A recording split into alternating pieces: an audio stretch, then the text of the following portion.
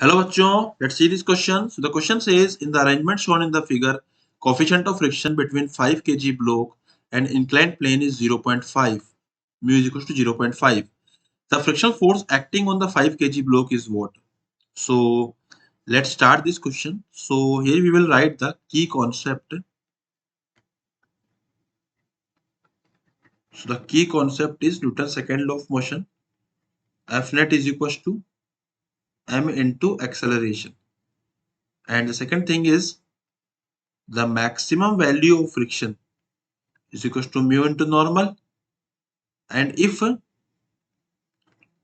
F external is less than friction maximum, तो we can say कि जो हमारा F external आएगा वो फ्रिक्शन के इक्वल आएगा, मतलब फ्रिक्शन जो आएगा वो F external के इक्वल ही आएगा. ठीक है.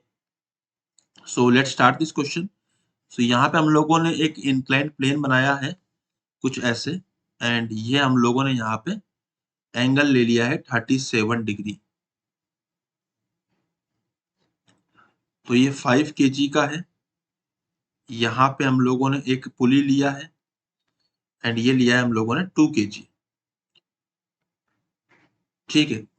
अभी हो क्या रहा है यहाँ पे यह हो रहा है कि नीचे की तरफ जो फोर्स लगेगा, देखो 50 है, इसका लगेगा 50 न्यूटन, इसका इधर आएगा 50 साइन 37.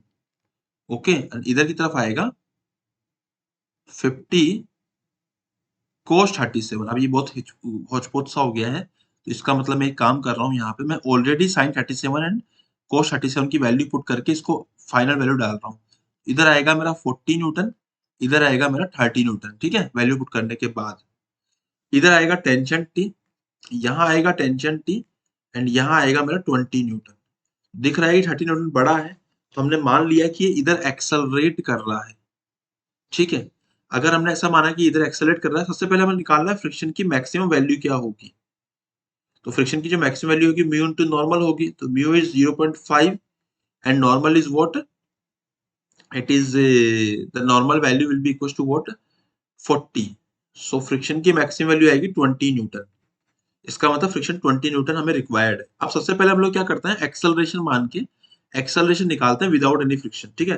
तो एक्सेलरेशन कितना आएगा यहाँ पे, अगर इस इक्वेशन को लिखूंगा मैं, तो 30 minus t is equal to 5 into a, and ये हो जाएगा t minus 20 will be equal to 2 into a. दोनों को ऐड कर दिया. 30 minus 20 is 10 which is 7a. तो acceleration will be equals to 10/7. ठीक है. तो यहां से जो टेंशन की वैल्यू आएगी, it is 20 plus 2 into A is 20/7. तो आएगा ये कितना, 140 प्लस 20 इज 160/7 न्यूटन. ठीक है. ये आएगा मेरा tension T. 120 into 7 is 140 plus 20 160/7 Newton. अब अगर आप यहाँ पे देखो तो टेंशन की जो वैल्यू आ रही है इट इज 160/7. तो इसकी वैल्यू एक्चुअली है कितनी, 160 डिवाइडेड बाय 7 इज व्हाट, 22. तो 22.85 आ रहा है ना. अब अगर हम यहाँ से देखें, इस ब्लॉक को ध्यान से देखते हैं, 5 kg ब्लॉक को, तो इस ब्लॉक पे इधर लग रहा है हमारा 30 न्यूटन. ठीक है.